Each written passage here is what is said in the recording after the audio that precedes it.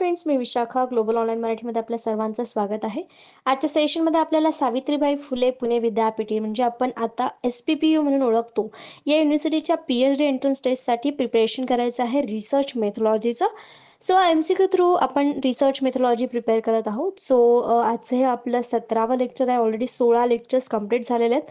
So let's start with the session. Okay, session start करण्यापूर्वी एक important सूचना किंवा संधी आहे त्या स्टुडंटसाठी जे स्टुडंट्स खरोखरच या एक्झामला यावर्षी टार्गेट करत आहेत आणि हे वर्ष त्यांना वाया घालवायचं नाही आहे, अशा स्टुडंट्ससाठी स्पेशली आम्ही एक फुल कोर्स घेऊन आलो आहोत, स्पेशली ऑन रिसर्च मेथॉलॉजी.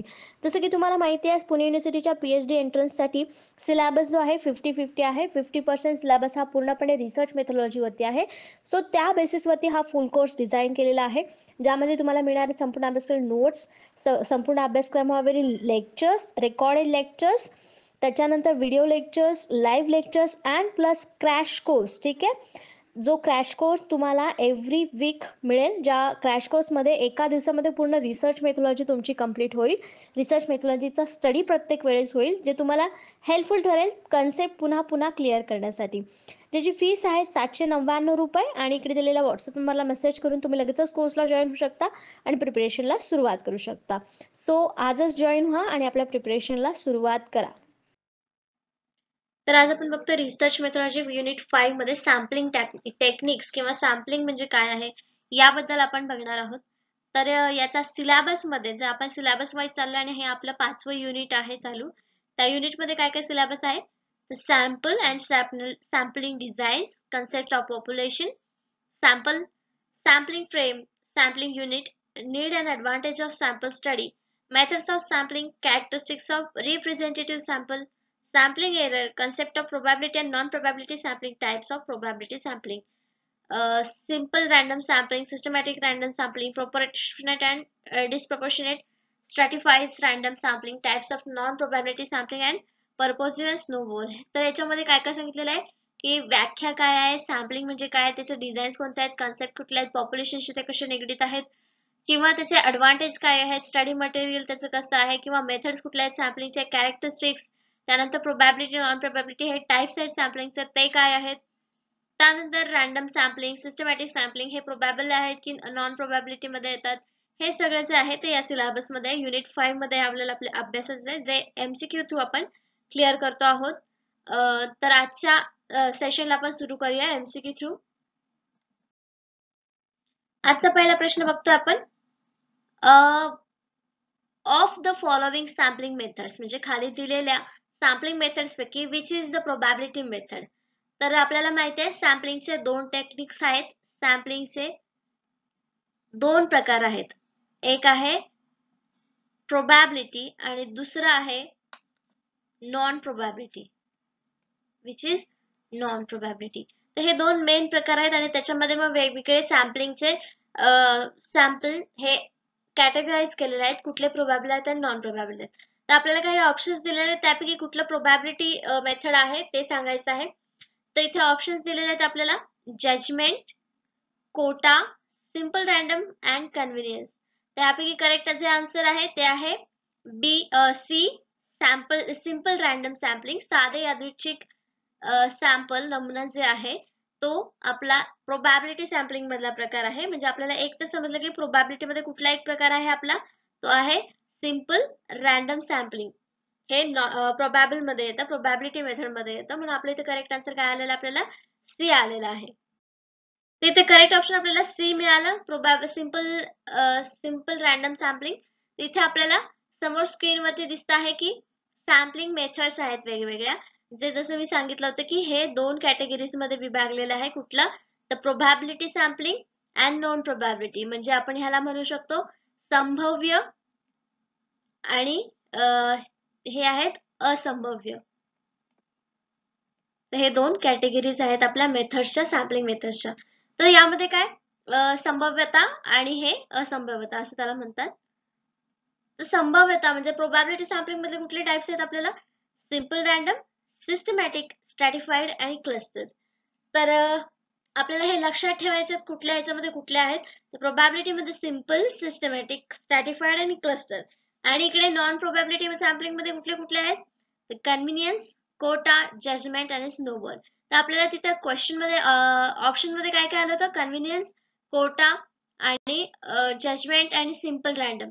तर मग आपलं करेक्ट आन्सर इथं सिम्पल रॅन्डम आलं होतं, जे की प्रोबॅबिलिटी सॅम्पलिंगचा टाईप आहे आणि आपल्याला क्वेश्चन मध्ये तोच विचारला होता की सिम्पल प्रोबॅबिलिटीचा कोणता प्रकार आहे दिलेल्या ऑप्शन्स पैकी. तर हे आपल्याला नेहमी नेहमी समोर समोर पुढच्या कन्सेप्ट मध्ये देखील येणार आहेत, पुढच्या एमसीक्यू मध्ये देखील येणार आहेत.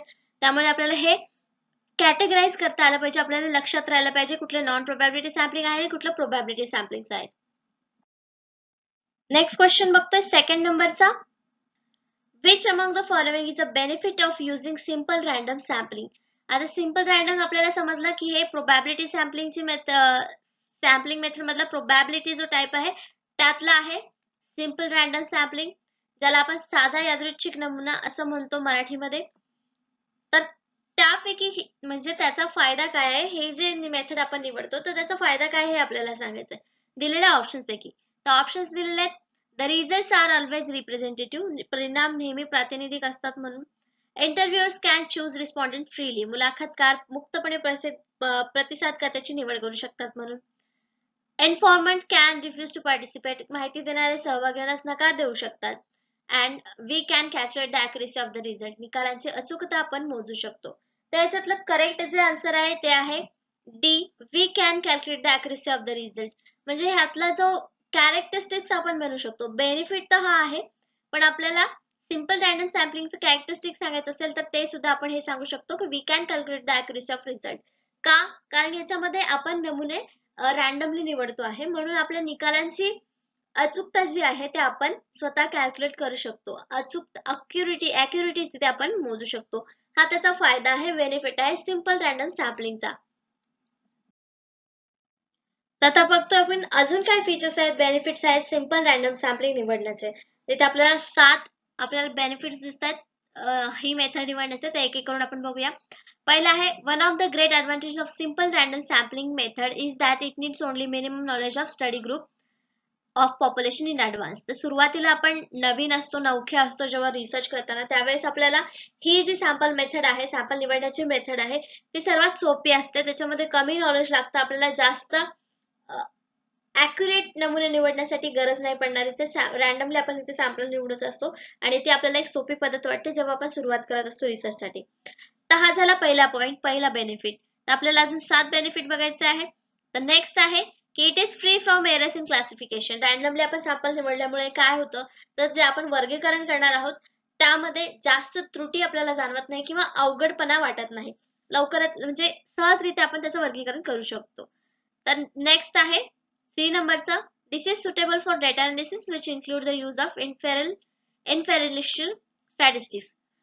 तर हे जे डेटा अनालिसिस म्हणजे डेटा विश्लेषण करण्यासाठी हे सुटेबल आहे, सोपं जातं. ही जी सॅम्पल मेथड आहे ती सोपी जाते असं आपण म्हणू शकतो. 4th नंबरचा आहे बेनिफिट, तो असा आहे की simple random sampling is representative of population.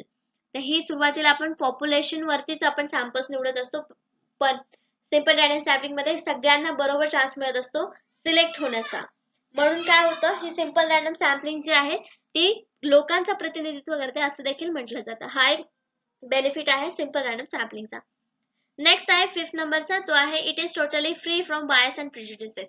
म्हणजे याच्यामध्ये कुठलाही पक्षपात किंवा आधीचा जो आपला म्हणणं आहे, विचार आहेत त्यापासून फ्री असतं टोटली. हे जे रॅन्डम सॅम्पलिंग आपण निवडतो तेव्हा ते कुठल्याही विचारावरती आधारित नसतं किंवा कुठल्याही प्रकारे पक्षपात तो करत नसतो. The method is simple to use. म्हणजे इथे जसं की मी सांगितलं की ही जी मेथड आहे ती अगदी सिम्पल आहे यूज करण्यासाठी, त्यामुळे ही जी पद्धत वापरणं आपल्याला सर्वात सोपं जातं आणि निवडली जास्तीत जास्त रिसर्चर कडून. जे स्वतः पहिल्यांदा रिसर्च करत आहेत ते हीच मेथड वापरत असतील, ज्याला आपण म्हणतो सिंपल रॅन्डम सॅम्पलिंग. नेक्स्ट आणि लास्ट आपले बेनिफिट आहे सिंपल रॅन्डम सॅम्पलिंगची, ती आहे 7th नंबरची. It is very easy to access the sampling error in this method. याच्यामध्ये सॅम्पलिंग एरर पकडण्यासाठी किंवा सॅम्पलिंग एरर काढण्यासाठी खूप सोपी पद्धत आहे. रॅन्डमली म्हणजे कुठल्याही आपण लोकसंख्येमधून, टोटल लोकसंख्येमधून कुठलाही नमुना निवडू शकतो आपल्या स्टडीसाठी. त्याच्यामुळे काय होतं, आपल्याला जास्त लोकांच्या सर्चमध्ये किंवा पर्टिक्युलर नॉलेज असणाऱ्याच लोकांच्या मागे लागावं लागत नाही. जे आपण निवडलेले सॅम्पल्स आहेत त्यापैकीच आपण नमुने निवडून आपली माहिती तिथे एक्सप्रेस करत असतो. म्हणून ही जी पद्धत आहे ती सगळ्यात सोपी पद्धत आहे असं आपण म्हणू शकतो. कमी खर्चिक आहे, पॉप्युलेशनवर आधारित आहे, डेटा अनालिसिस विश्लेषण करण्यासाठी इथे सोपं जातं. अशा प्रकारे आपण सिंपल रॅन्डम सॅम्पलिंग मेथड आपण इथे एक्सप्लेन करू शकतो. नेक्स्ट क्वेश्चन बघतो आपण 3rd नंबरचा. Increasing the sample size has the following effect upon the sampling error. इथे त्यांनी काय सांगितलेलं आपण सॅम्पलची साईज जी आहे नमुना आकार वाढवल्याने नमुना त्रुटीवर खालील परिणाम होतो.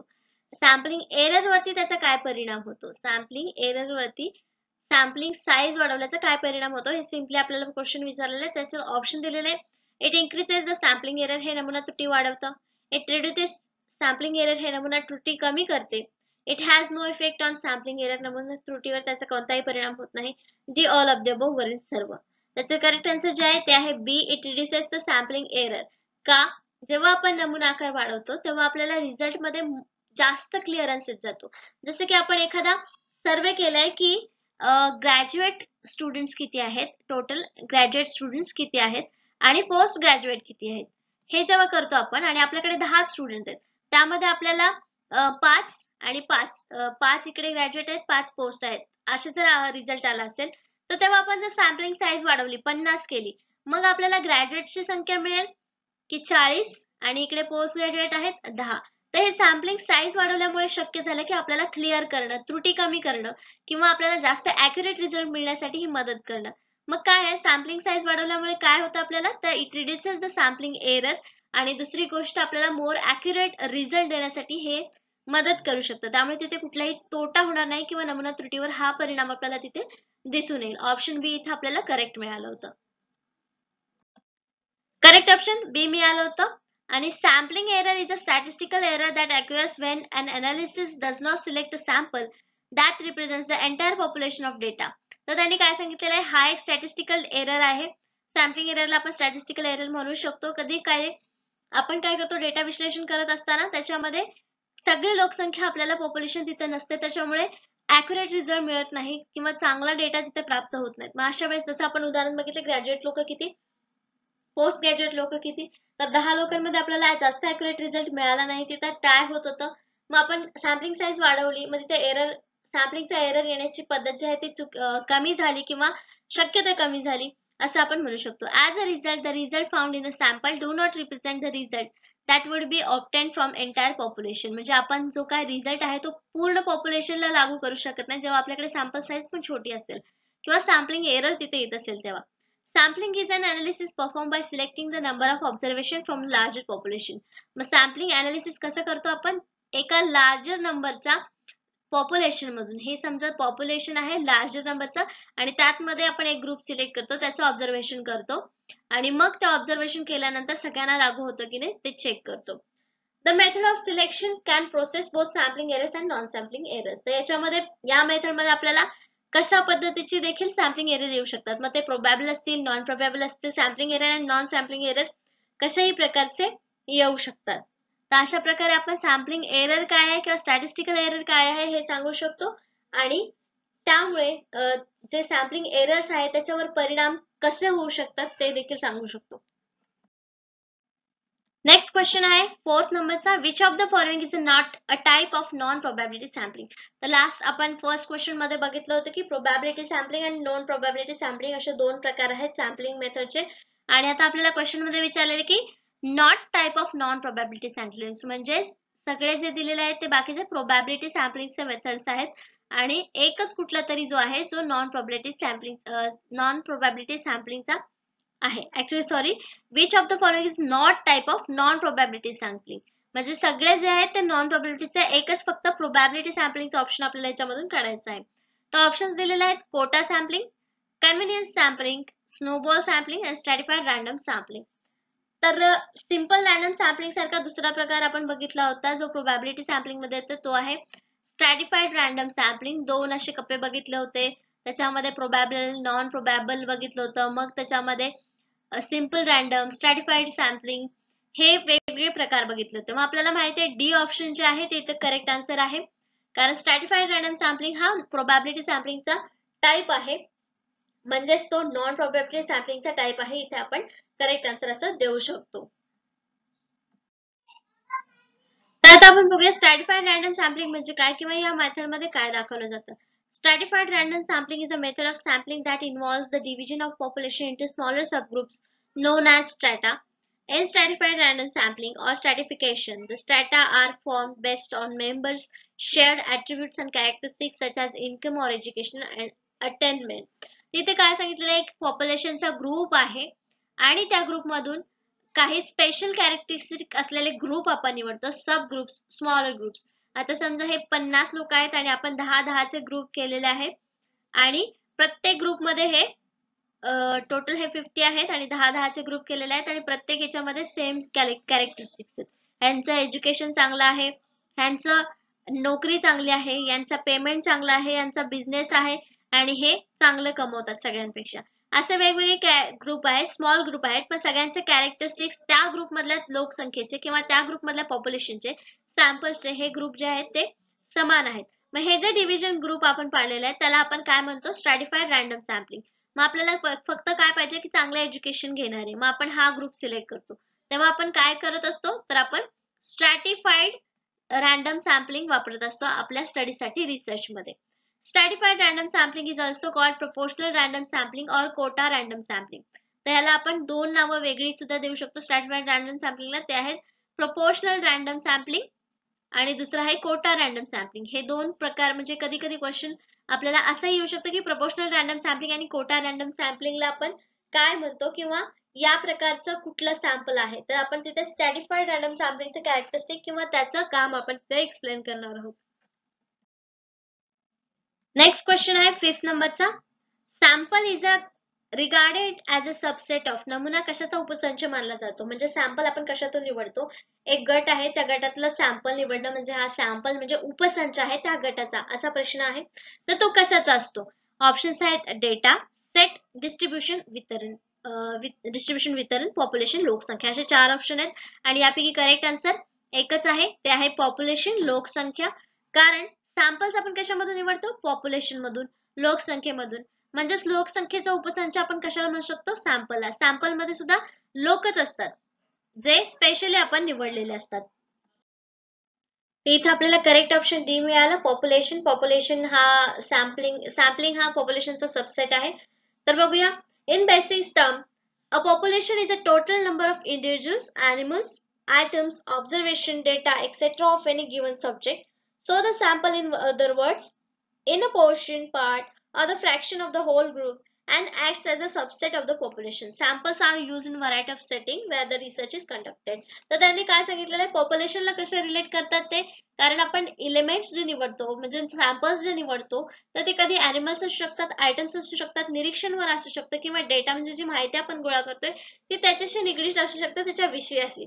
पण शेवटी ते कशाचे असतात, ते ग्रुप्स असतात. कसले, पॉप्युलेशनचे. Portion, part, fraction of the whole group, एका ग्रुपचा छोटासा पार्ट, असे जे वेगवेगळे सब ग्रुप्स पडतात ते पॉप्युलेशनशीच रिलेटेड असतात, असं यांचं म्हणणं आहे. नेक्स्ट क्वेश्चन बघतो आपण 6 नंबरचा, जो आहे the difference between statistics and parameter is called. म्हणजे सांख्यिकी आणि पॅरामीटर, म्हणजे जे पॅरामीटर आपण ठरवलेलं, पॅरामीटर म्हणजे लिमिट आपण जे ठरवलेली आहे आपल्या रिसर्च साठी किंवा सॅम्पल निवडण्यासाठी, तर त्यामधल्या फरकाला काय म्हणतात. त्याच्यामध्ये डिफरन्स येतो, म्हणजे पॅरामीटर ठरवलेलं आहे त्याच्यापेक्षा वेगळीच आकडेवारी आपण निवडतोय किंवा त्यापेक्षा वेगळीच आकडेवारी आपल्याला मिळालेली आहे, प्राप्त आकडेवारी पॅरामीटरला मॅच करत नाहीये, तो डिफरन्स जेव्हा येतो तेव्हा तिथे आपण काय म्हणतो. ऑप्शन्स आहेत नॉन रॅन्डम म्हणजे यादृच्छिक नसलेले, प्रोबॅबिलिटी म्हणजे संभाव्यता, सॅम्पलिंग एरर म्हणजे नमुना त्रुटी आणि रॅन्डम म्हणजे यादृच्छिक. तर ह्या दोन्ही मधल्या फरकाला आपण एररच म्हणणार ना. मग आपला करेक्ट आन्सर इथे काय असणार आहे, ते सॅम्पलिंग एरर. कसं, का सॅम्पलिंग एरर म्हणणार आहे आपण, तिथे जेव्हा डिफरन्स येणार तेव्हा आपल्या रिझल्ट मध्ये देखील आपल्याला फरक दिसणार आणि रिझल्ट कधी चुकीचाही असू शकतो जेव्हा या दोन्ही मध्ये फरक येईल तेव्हा. मग त्याला आपण काय म्हणणार, तिथे सॅम्पलिंग एरर, नमुना त्रुटी, नमुनामुळेच हे त्रुटी निर्माण झालेली आहे किंवा चुकीचा रिझल्ट आलेला आहे. मग आपला करेक्ट आन्सर इथे सी आहे. What is the difference between statistics and a parameter? A statistic and parameter are very similar. हे दोन्ही सेमच आहेत. They are both description of the group. म्हणजे दोन्हीही ग्रुपचे डिस्क्रिप्शन असतात एका. Like 50% of dog owners prefer X brand dog food. The difference between statistic and parameter is that statistic describe a sample. तर इथे काय सांगितलेलं आपल्याला, स्टॅटिस्टिक डिस्क्राईब करतं काय सॅम्पलला. नमुना जो निवडलेला आहे त्याला नंबर्स मध्ये डिस्क्राईब करायचं काम कोण करतं, तर हे पॅरामीटर स्टॅटिस्टिक्स. मग उदाहरण काय दिलेलं आपल्याला तिथं की 50% कुत्र्यांचे ओनर हे एक प्रकारचं एक्स ब्रँड जे आहे ते डॉग फूड साठी वापरतात.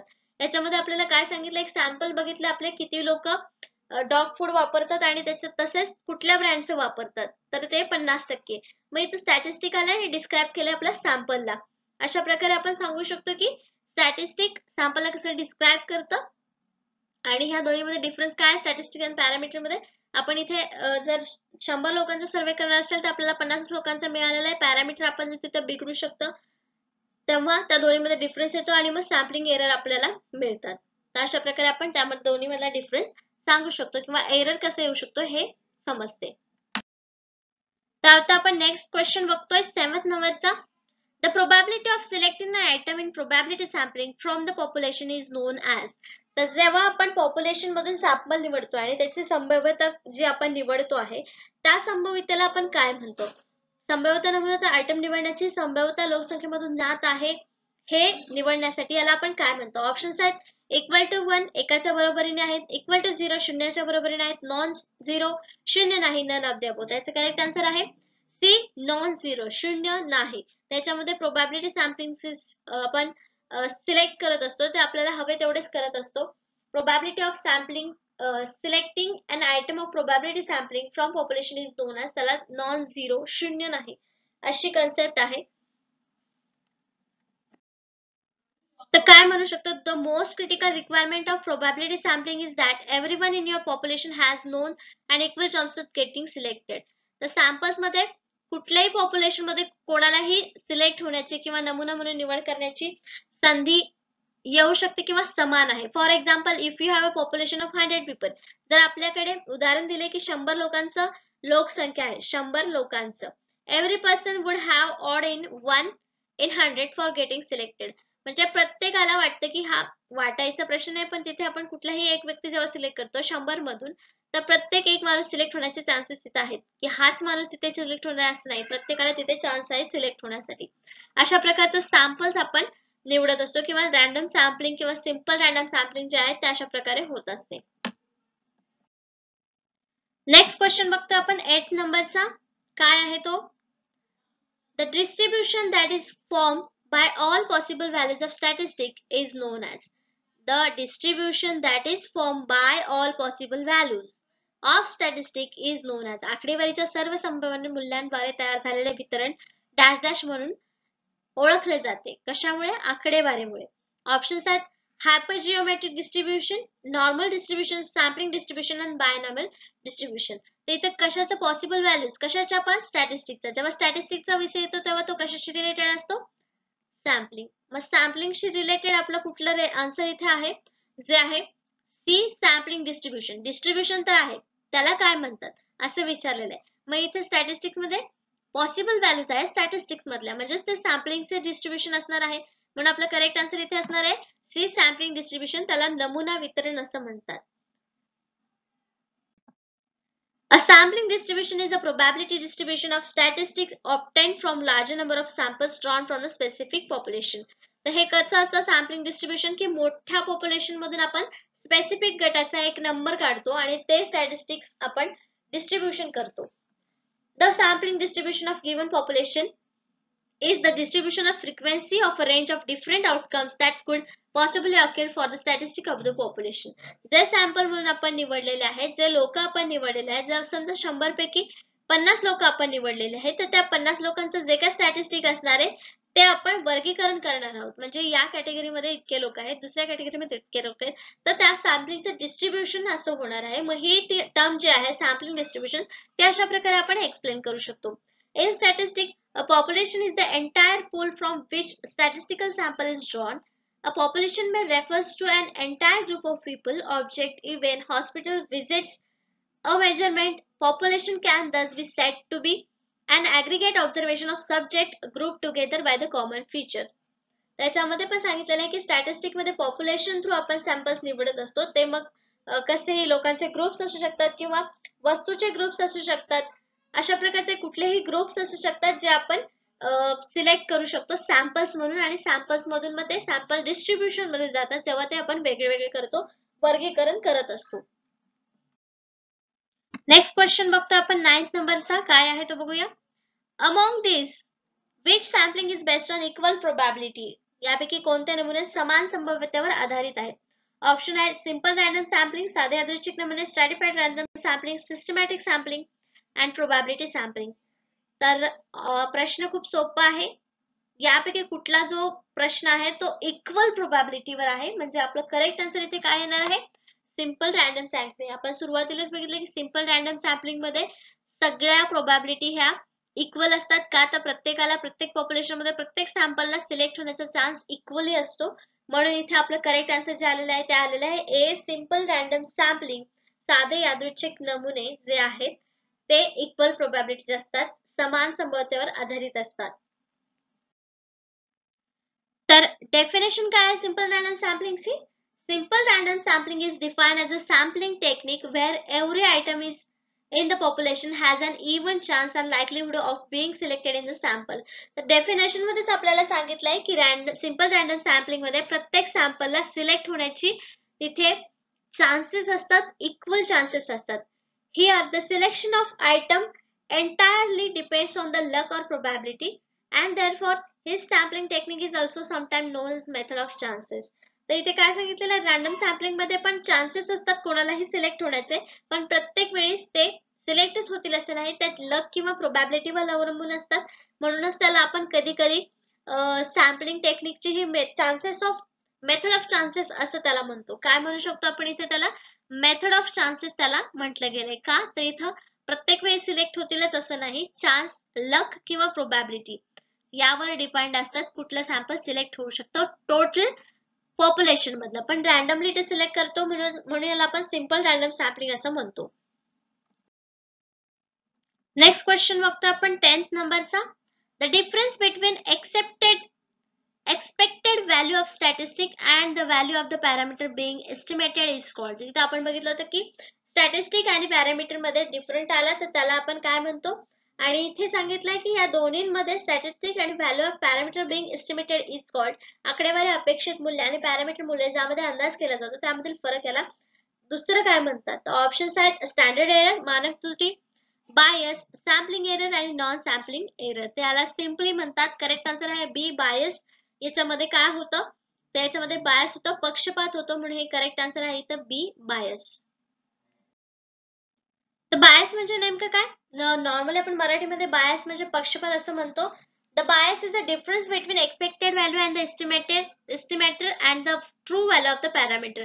म्हणजे याच्यामध्ये पक्षपातच झाला ना, जेव्हा पॅरामीटरची व्हॅल्यू वेगळी आहे आणि एक्सपेक्टेड व्हॅल्यू वेगळी होती आणि नवीन जी व्हॅल्यू आलेली आपल्याला रिसर्च मधून ती वेगळी आली, म्हणजे तिथे पक्षपात झालाय.